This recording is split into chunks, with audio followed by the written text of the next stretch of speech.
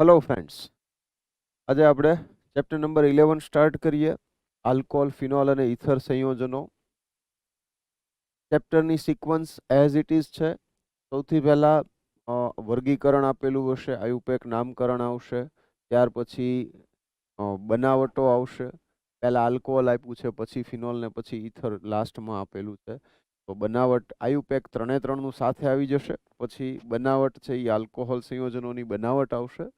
ત્યાર પછી ભૌતિક ગુણધર્મો અને ત્યાર પછી એના રાસાયણિક ગુણધર્મો. આ એનો ક્રમ છે ચેપ્ટરની અંદર. તો એ પ્રમાણે આલ્કોહોલ, એ જ પ્રમાણે ફિનોલ અને એ જ પ્રમાણે ઇથરની અંદર રહેશે. તો આપણે સ્ટાર્ટ કરીએ. ઓલમોસ્ટ આયુપેક છે એ હું થોડું સ્પીડમાં કરાવીશ તમને, કારણ કે તમને અગાઉ બધી વસ્તુઓ કરાવી દીધેલી છે. તો ત્યાંથી સ્ટાર્ટ કરીએ આપણે. કેટલાક તમને આ ચેપ્ટરમાં કઈ કઈ બાબતો તમે શીખશો એના વિશેની માહિતી છે આ હેતુ.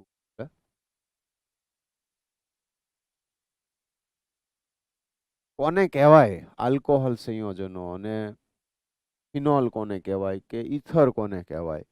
તો જ્યારે એલિફેટિક અને એરોમેટિક હાઇડ્રોકાર્બનના હાઇડ્રોજનનું વિસ્થાપન OH સમૂહ વડે થાય ત્યારે તેને આલ્કોહોલ અને ફિનોલ કહેવાય. એટલે એલિફેટિક સંયોજનો હોય અને એ એલિફેટિકમાં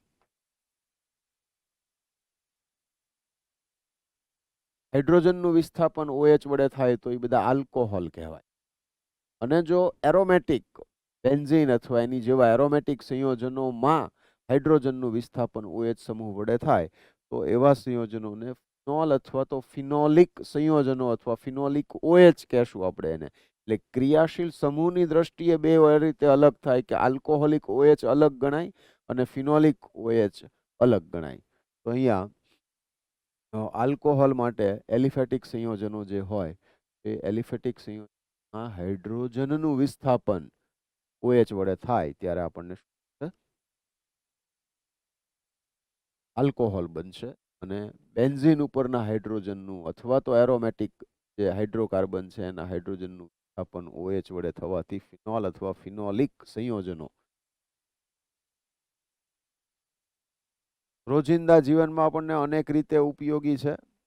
આમાં લાકડાના ફર્નિચરમાં ઉપયોગમાં લેવાતું સ્પિરિટ છે ત્યાંથી શરૂ કરો અને કપાસનું રૂ છે કે ખાદ્ય શર્કરા છે, બધી જગ્યાએ OH આવતા હોય છે. તો OH સમૂહ આવતા હોય એવા અસંખ્ય સંયોજનો હોય ને એના બહુ જ બધા ઉપયોગો હોય.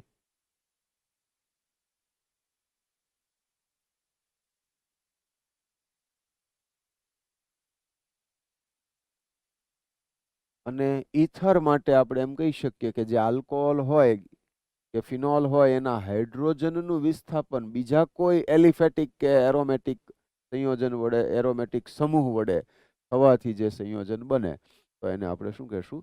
ઈથર કહેશું. અહીંયા જો આપણે આ રીતની આલ્કોહોલ સંયોજનો,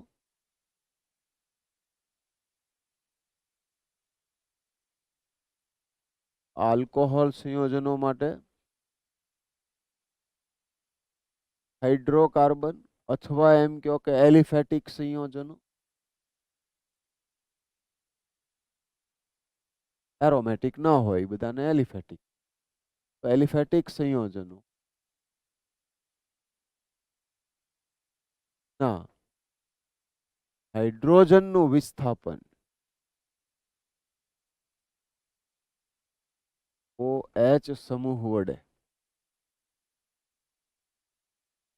થવાથી મળતા સંયોજનોને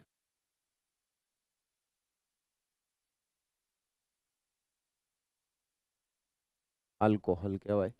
એટલે ઉદાહરણ તરીકે CH3OH મિથેનોલ કહી દો કે C2H5OH ઇથેનોલ કહી દો. બરાબર?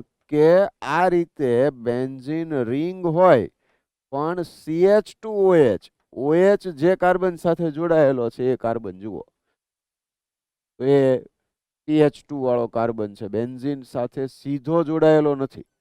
તો એ રીતે આપણને અહીંયા આગળ આલ્કોહોલ છે એ મળશે. ફિનોલ જે છે એના માટે જોવા જાવ તો બેન્ઝીન ઉપર, બેન્ઝીન એટલે C6H6, તો એનો કોઈ હાઇડ્રોજનનું વિસ્થાપન છે એ OH વડે થાય તો આ ફિનોલિક OH, આ ફિનોલ થઈ ગયો. પણ આવી બે રિંગ લઈ લ્યો એટલે નેપ્થેલિન થાય, અને નેપ્થેલિનનો કોઈ હાઇડ્રોજનનું દૂર થઈને OH આવે, બરાબર. તો આ બીટા નેપ્થોલ થઈ ગયો, એ આલ્ફા નેપ્થોલ બીટા નેપ્થોલ હોય. તો આ રીતના જે આવશે એ ફિનોલિક સંયોજનો થયા, એરોમેટિક જોડે હોય તો. પહેલા આટલું ક્લિયર છે. ઈથરની વાત કરી લઈએ, નેક્સ્ટ જે છે એ. તો ઈથર માટે જો આપણે આમ લઈએ કે જે આ આલ્કોહોલિક OH હતો એનો H કે ફિનોલિક OH જે હતો એનો જે H છે એ H દૂર થઈ અને એના સ્થાને આ સમૂહ કોઈ આલ્કાઇલ કે એરાઇલ સમૂહ આવી જાય તો એને આપણે શું કહેશું? ઈથર કહેશું, બરાબર. તો આ ઈથર માટે એટલે જનરલ ફોર્મમાં ઈથર માટે R bond O bond R આમ થશે.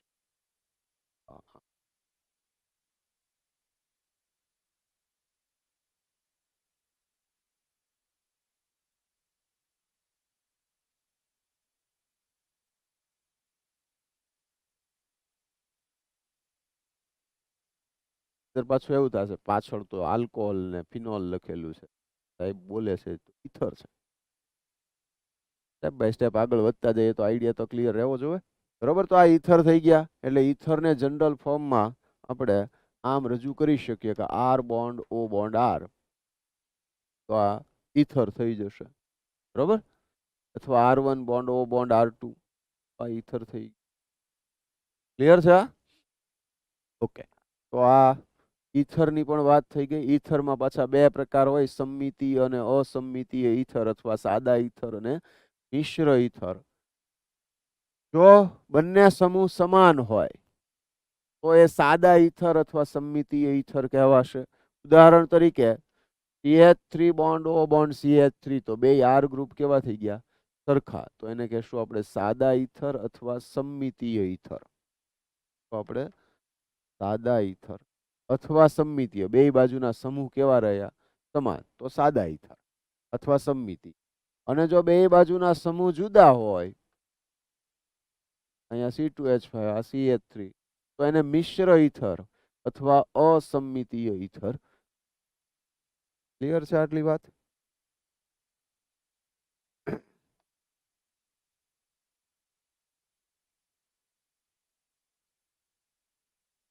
વર્ગીકરણ, તો આલ્કોહોલ સંયોજનોનું પહેલા વર્ગીકરણ જોઈએ. તો આલ્કોહોલ ફિનોલનું વર્ગીકરણ છે.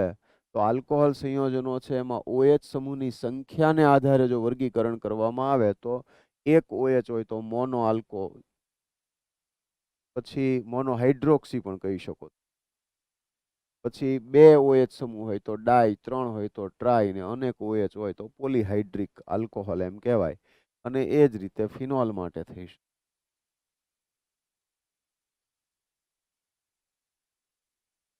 મોનોહાઇડ્રિક C2H5OH ઇથેનોલ, ડાયહાઇડ્રિક એટલે CH2OH bond CH2H ethane 1,2 diol. નામ યાદ રાખતા જવાના બધા, બરાબર. ઇથિલિન ગ્લાયકોલ એનું પ્રચલિત નામ.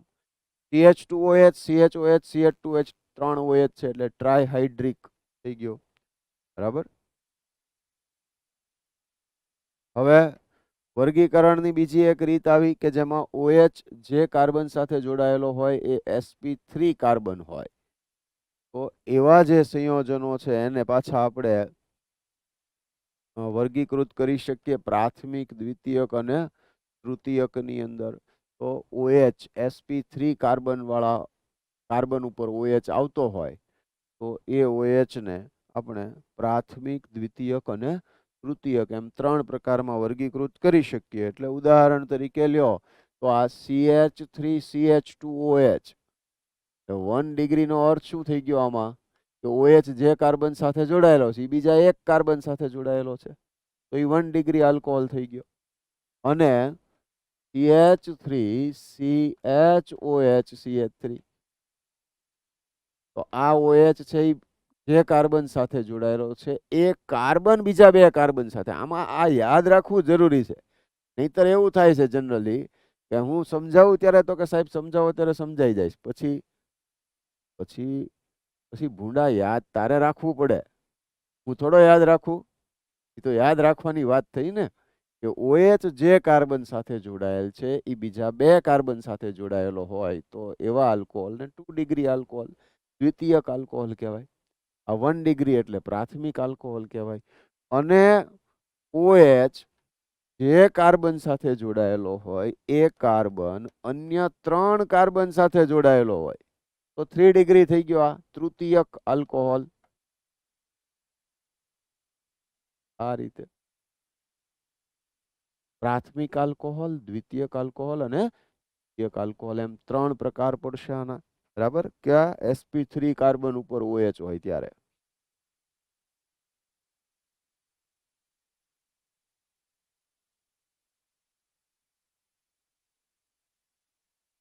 આમાં એસ સચ નો આવડે એવું, નો સમજાય એવું કઈ છે. ત્યાર પછી આવે એલાઇલિક આલ્કોહોલ અને એમાં પાછા પ્રાથમિક, દ્વિતીયક અને તૃતીયક. તો સૌથી પહેલા એલાઇલિક સમૂહ કોને કહેવાય? એલાઇલિક. તો એલાઇલિક સમૂહ માટે સમજો કે અહીંયા જે કાર્બન છે એ કેવો હોય તો કે એ sp3 હોય, અને એ જે કાર્બન સાથે જોડાયેલો હોય એ કેવો હોય તો કે એ sp2. અને અહીંયા કોઈ સમૂહ આવેલો છે, ધારો કે અહીંયા હું OH મૂકી દઉં તો બાકીના બે હાઇડ્રોજન મૂકવાના રહ્યા. બરાબર, આ sp2 થઈ ગયો. હું જ્યારે CH2 double bond CH bond CH2OH આમ લઉં તો એલાઇલ સમૂહ કોને કહેવાય? બરાબર, તો sp3 કાર્બન ને એની સાથે કયો કાર્બન જોડાયેલો હોય? sp. પણ જનરલ ફોર્મમાં હું તો એવું કહીશ કે આવું યાદ રાખો કે CH2 double bond CH bond CH2 bond આ પ્રકારનો જે સમૂહ છે એને એલાઇલ સમૂહ કહેવાય અથવા એલાઇલિક સમૂહ કહેવાય. ક્લિયર થાય છે આ વાત? CH2 double bond CH bond CH2 bond આ એલાઇલ સમૂહ. અને એલાઇલ આલ્કોહોલ પણ કહેવાય છે પ્રચલિત નામમાં. બરોબર, હવે જો આ એલાઇલ આલ્કોહોલ જે છે, હવે OH જે કાર્બન સાથે આ sp3 કાર્બન એનો પાડોશી કાર્બન sp2 એ એલાઇલ થઈ ગયું. હવે જો આ કાર્બન બીજા એક જ કાર્બન સાથે જોડાયેલો હોય તો આ એલાઇલિક પ્રાથમિક આલ્કોહોલ થયો 1 ડિગ્રી. એલાઇલ તો ખરું, એટલે કે CH2 double bond CH bond C આ sp3 કાર્બન પણ એ બીજા એક કાર્બન સાથે જોડાયેલો કયો, એટલે ટૂંકમાં ટોટલ બે કાર્બન, એક આ CH3 વાળો ને એક CH, કેટલા થઈ ગયા? બે કાર્બન. OH જે કાર્બન સાથે જોડાયેલ હોય તે કાર્બન અન્ય બે કાર્બન સાથે જોડાયેલો હોય તો એને 2 ડિગ્રી કહેવાય, દ્વિતીયક. તો આ પ્રાથમિક એલાઇલિક આલ્કોહોલ થયો, આ દ્વિતીયક એલાઇલિક આલ્કોહોલ થયો. અને જો હું આમ લખું કે CH2 double bond CH bond C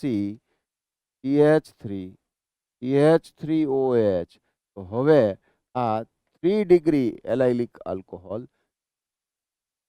clear? I hope આટલું ક્લિયર છે પહેલા તો. બરાબર, ઓકે. તો આ 1 ડિગ્રી 2 ડિગ્રી ને 3 ડિગ્રી એલાઇલિક આલ્કોહોલમાં પણ આપણે જોઈ લીધું.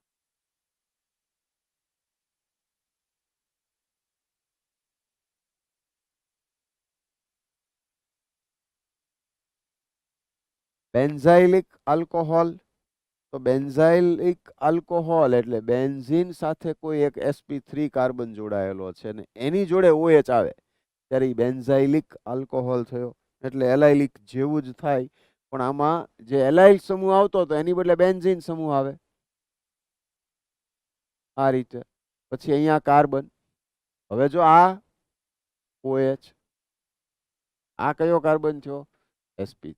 એનો પાડોશી કાર્બન કયો થયો? sp2.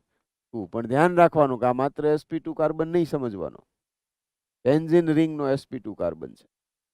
બરાબર, તો આ બેન્ઝીન ઉપર કાર્બન આવે sp3 કાર્બન, એટલે આ બેન્ઝાઇલિક સમૂહ થયો. હવે જો આ અહીંયા હું CH2 મૂકું તો OH જે કાર્બન સાથે છે એ બીજા એક જ કાર્બન સાથે જોડાયેલો છે, એટલે બેન્ઝાઇલિક પ્રાથમિક આલ્કોહોલ 1 ડિગ્રી. કેવો? બેન્ઝાઇલિક. બેન્ઝાઇલિક પ્રાથમિક આલ્કોહોલ થયો. અને જો આમાં ને આમાં CH3OH, તો OH જે કાર્બન સાથે જોડાયેલ છે તે બીજા બે કાર્બન સાથે જોડાયેલ છે, એક બેન્ઝીન રિંગનો કાર્બન ને એક આ CH3 વાળો કાર્બન. તો એ બેન્ઝાઇલિક દ્વિતીયક આલ્કોહોલ 2 ડિગ્રી બેન્ઝાઇલિક. અને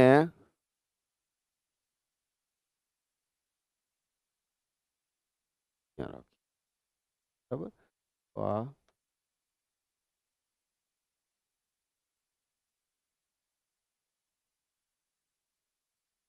બરાબર, તો આ બેન્ઝાઇલિક 3 ડિગ્રી આલ્કોહોલ થઈ. ક્લિયર છે? બેન્ઝાઇલિક પ્રાથમિક આલ્કોહોલ, બેન્ઝાઇલિક દ્વિતીયક આલ્કોહોલ અને બેન્ઝાઇલિક તૃતીયક આલ્કોહોલ.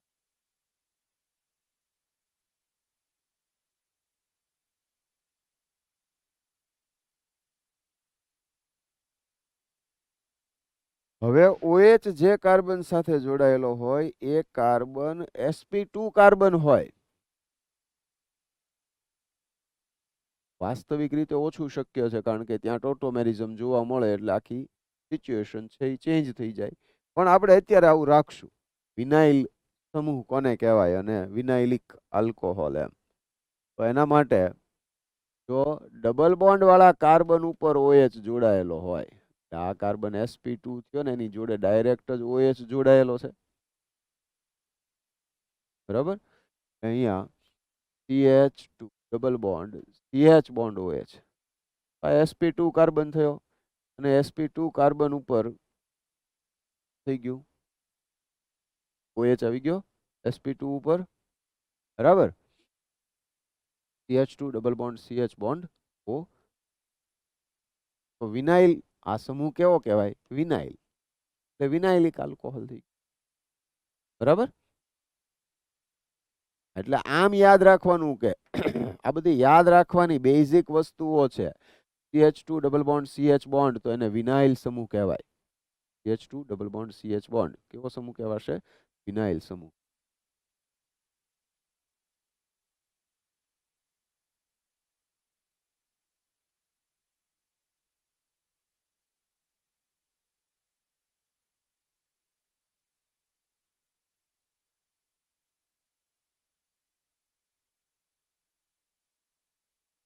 ફિનોલ સંયોજનો, બેન્ઝીન ઉપર OH હોય તેને ફિનોલ કહેવાય. બેન્ઝીન ઉપર OH હોય તો એને શું કહેવાશે?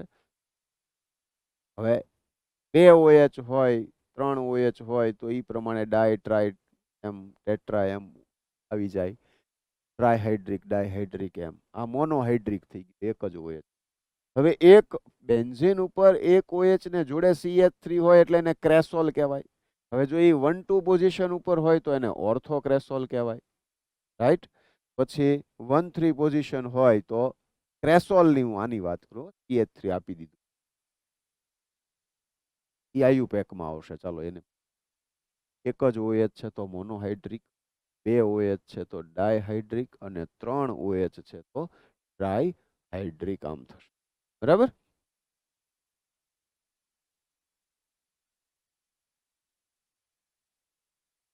ઈથર સંયોજનોમાં મેં તમને ઓલરેડી વાત કરી દીધી, બે પ્રકારના, સાદા ઈથર અને મિશ્ર ઈથર અથવા તો સમમિતીય ઈથર અને અસમમિતીય ઈથર. સાદા ઈથર અથવા સમમિતીય ઈથર એટલે ઓક્સિજન ઈથર જે છે એના ઓક્સિજનની બેવ બાજુ સમાન સમૂહ હોય તો સમમિતીય અથવા સાદા ઈથર. જો ઓક્સિજનની બંને બાજુ જુદા જુદા સમૂહ હોય તો એને અસમમિતીય ઈથર અથવા તો અહીંયા આગળ આપણે આમ વર્ગીકરણ જોવા જાવ તો પૂર્ણ થઈ જાય. હવે આપણે વાત કરવાની રહે આયુપેક.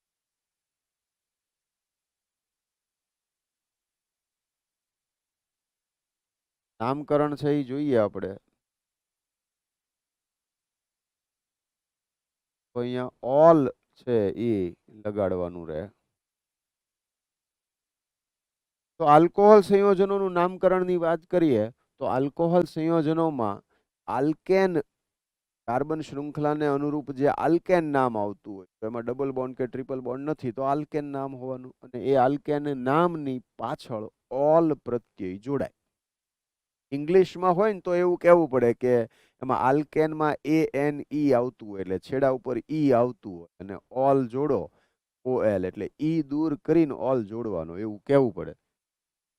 ગુજરાતીમાં તો એવો કોઈ પ્રશ્ન નહીં આવે એટલે આપણે એને કહેશું આલ્કેનોલ સામાન્ય રીતે. જો 3 કે 3 કરતા વધુ કાર્બન હોય તો OH નો નંબર દર્શાવવો પડે તો ઓછામાં ઓછો નંબર આવે એ રીતે કાર્બન શૃંખલાને નંબર આપી અને એના નંબર સહિત લખવાનું થાય. CH3OH મિથાઇલ આલ્કોહોલ એ પ્રચલિત નામ થયું અને મિથેનોલ એ આયુપેક થાય. CH3CH2CH2OH એટલે C2H5OH આવી ગયું એમ ઇથેનોલ, 2 કાર્બન અને OH એટલે એને ઇથાઇલ આલ્કોહોલ એ પ્રચલિત નામ. 3 કાર્બન લઈ લ્યો તો આ પહેલા કાર્બન ઉપર OH કહેવાય એટલે પ્રોપેન 1 ઓલ એ આયુપેક થાય અને N પ્રોપાઇલ આલ્કોહોલ એ પ્રચલિત નામ થશે. બરાબર. CH3CHOH અથવા તો CH3CHCH3OH તો આ જે બંધારણ છે ને એને આમે લખી શકો CH3 CH અને O તો CH3CHCH3 આઇસોપ્રોપાઇલ થઈ ગયું તો એ આઇસોપ્રોપાઇલ આલ્કોહોલ પ્રોપેન 2 ઓલ. બરાબર. તો અહીંયા પ્રોપેન 2 ઓલ આઇસોપ્રોપાઇલ આલ્કોહોલ જે છે તો એ CH3CHCH3 બોન્ડ ટાઈપનું જે સમૂહ છે એને આપણે આઈસો પૂર્વક લખીએ છીએ તો એ ધ્યાન રાખવાનું. 4 કાર્બન છે અને રેખીય શૃંખલા છે તો પ્રચલિત નામ N બ્યુટાઇલ આલ્કોહોલ અને બ્યુટેન 1 ઓલ એ આયુપેક થાય.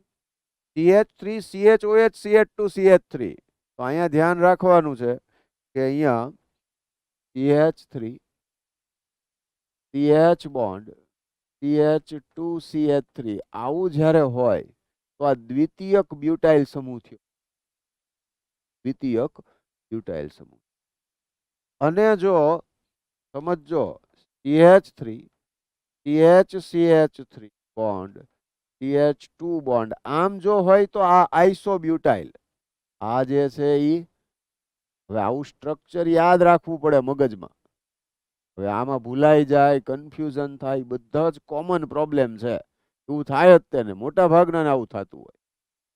એ લોકોએ વારંવાર એને યાદ કરીને પ્રોબ્લેમ કર્યો હોય. આપણે એને વારંવાર રિવાઇઝ કરીને યાદ કરીને નવરા બેઠા છીએ તો યાદ કરીએ બે કેવી રીતના આવે એમ. સ્ટ્રક્ચર તો હવે મગજમાં બધાને આમ નામ દેખાતા હોવા જોઈએ હોવામાં. બરાબર. તો નો વાંધો આવે. એટલે CH3CHCH3 હમણાં તમને કીધું CH3CHCH3 આવે એટલે આઈસો પૂર્વક લાગે. 4 કાર્બન છે એટલે આઈસો બ્યુટાઇલ થઈ જાય. બરોબર. હવે જો હું અહીંયા OH મૂકું તો આ શું કહેવાશે? દ્વિતીયક બ્યુટાઇલ આલ્કોહોલ.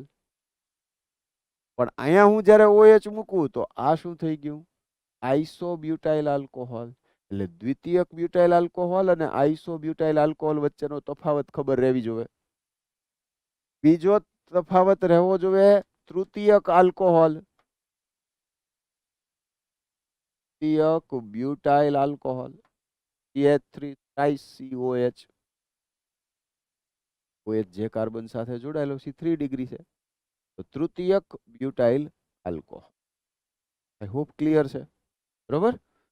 તૃતીયક બ્યુટાઇલ આલ્કોહોલ થઈ ગયો, દ્વિતીયક થઈ ગયો અને આ થાય 1 ડિગ્રી.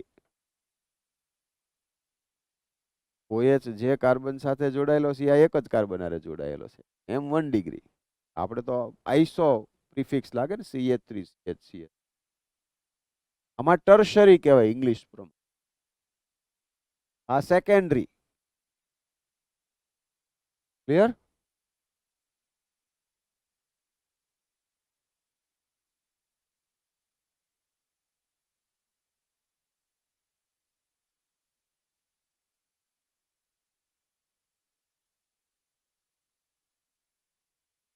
અહીં સુધીની વાત તો 2 OH આવતા હોય તો પ્રચલિત નામ CH2OH બોન્ડ CH2OH માટે પ્રચલિત નામ યાદ રાખો. ઇથિલિન ગ્લાયકોલ થાય. Ethylene glycol.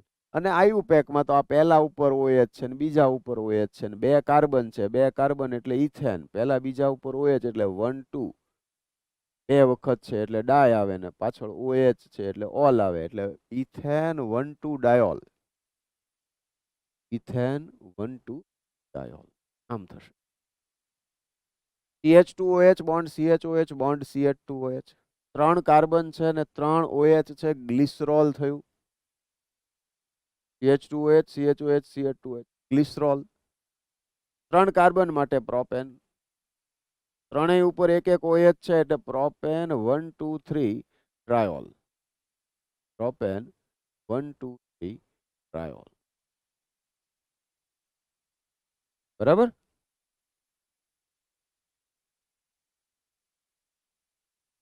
સક્રિય સંયોજનો માટે સાયક્લોપૂર્વક ઉપયોગમાં લેવાય છે. આ 6 કાર્બન એટલે સાયક્લોહેક્ઝેન થાય, એમાં OH આવ્યું એટલે સાયક્લોહેક્ઝેનોલ થઈ ગયું. આ 5 કાર્બન એટલે સાયક્લોપેન્ટેન કહેવાય, એમાં OH અને CH3 2 છે એટલે નંબરિંગ કરવું પડે તો OH ને પ્રાયોરિટી મળે. 2 મિથાઇલ સાયક્લોહેક્ઝેનોલ અથવા તો સાયક્લોહેક્ઝેન 1 ઓલ. બરાબર.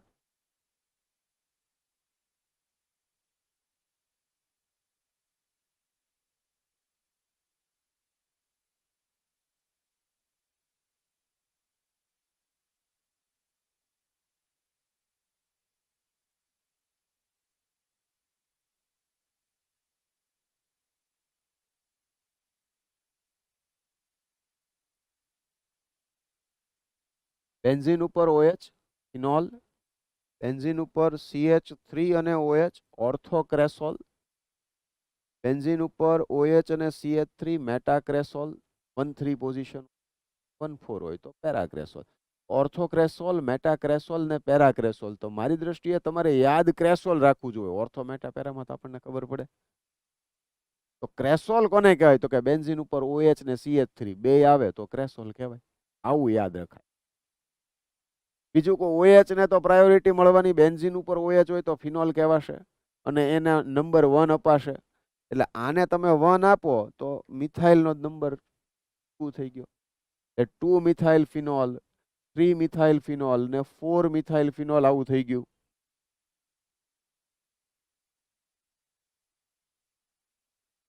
બે વખત OH આવતા હોય બેન્ઝીન રિંગ ઉપર તો એના પ્રચલિત નામ યાદ રાખવા વધારે જરૂરી છે.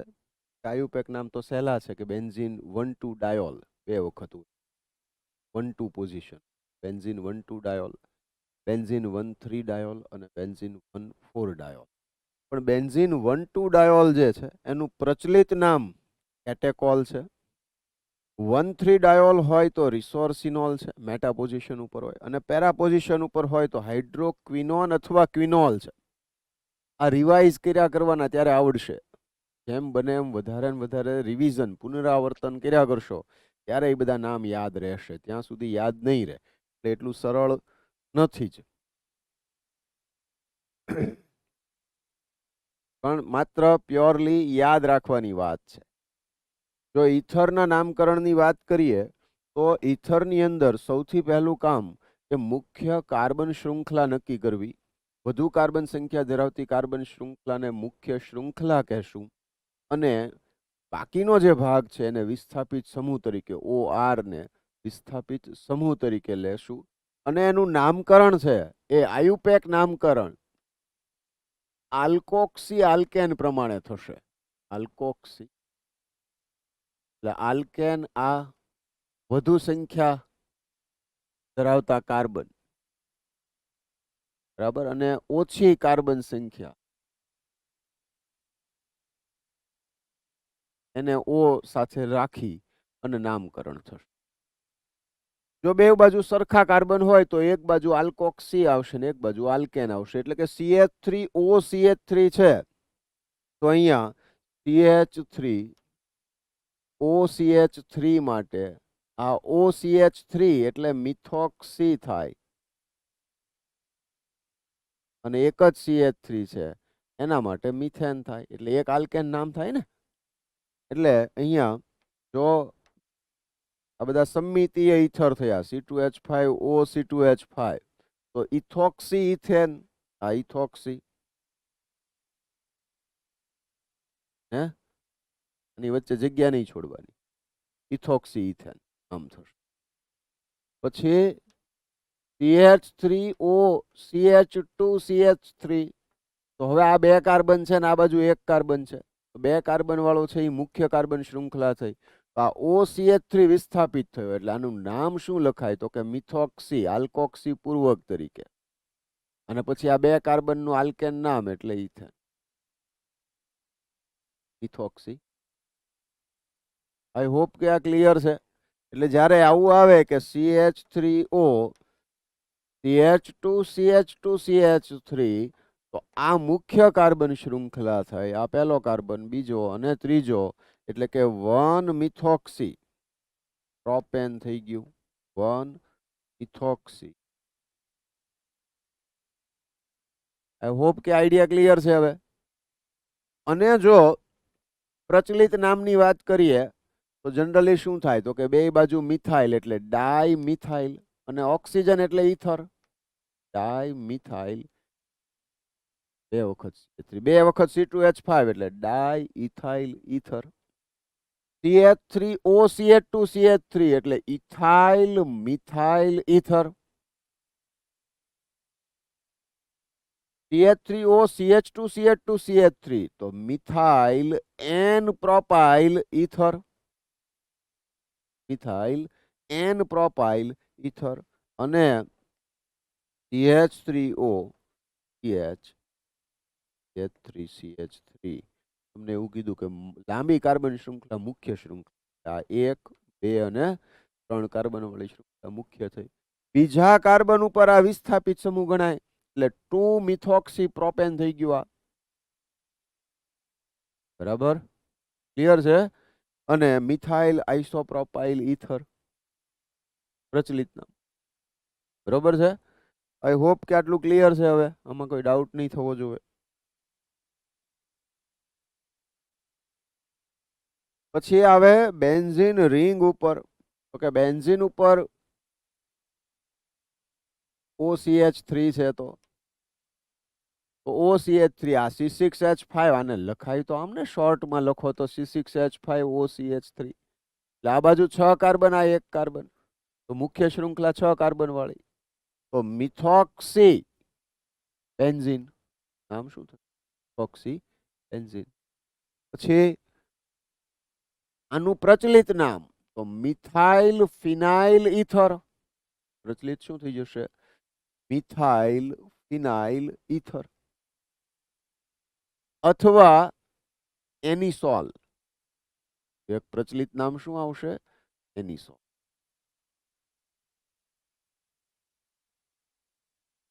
જો બેન્ઝીન ઉપર OC2H5 C6H5 OC2H5 તો આ ઇથોક્સી બેન્ઝીન. ઇથોક્સી બેન્ઝીન અથવા તો પ્રચલિત નામ ઇથાઇલ ફિનાઇલ ઇથર. બીજું પ્રચલિત નામ ફેનિટોલ. નામ થઈ જશે. ક્લિયર છે? બરાબર.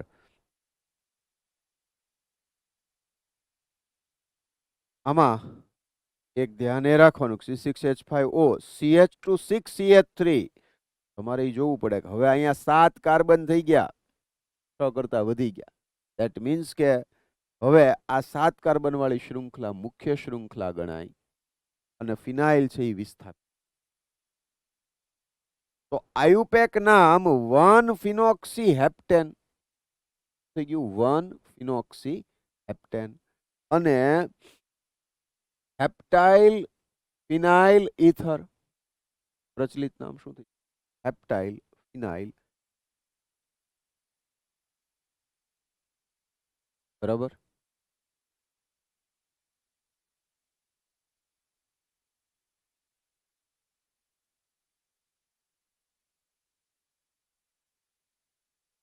Methyl isopropyl ether. બરોબર. હવે આ જોઈ લો તો અહીંયા આગળ 1 2 3 4 અને આ મિથાઇલ.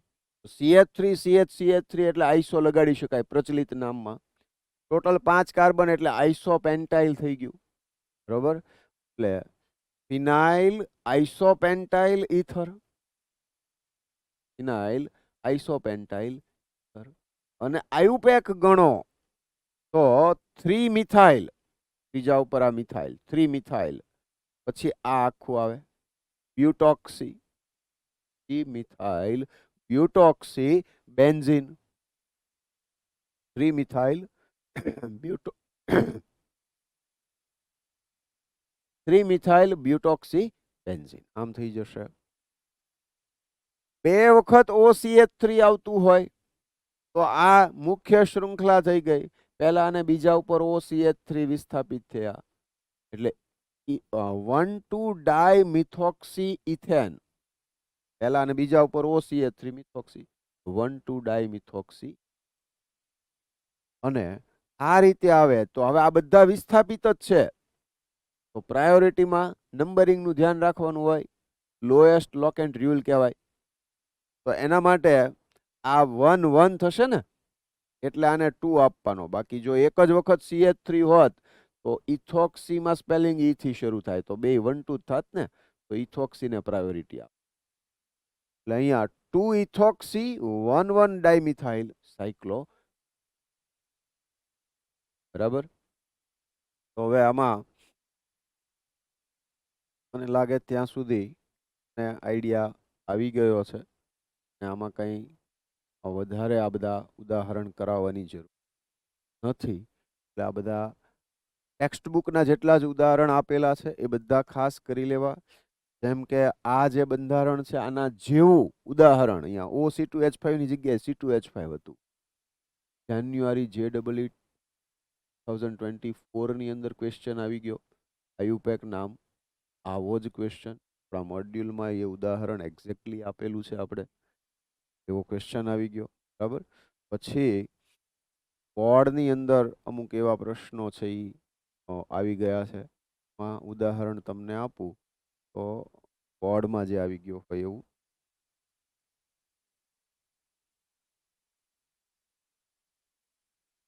આ જે ઉદાહરણ છે એ આયુપેક નામ બોર્ડમાં પૂછાયેલું માર્ચ 2024માં.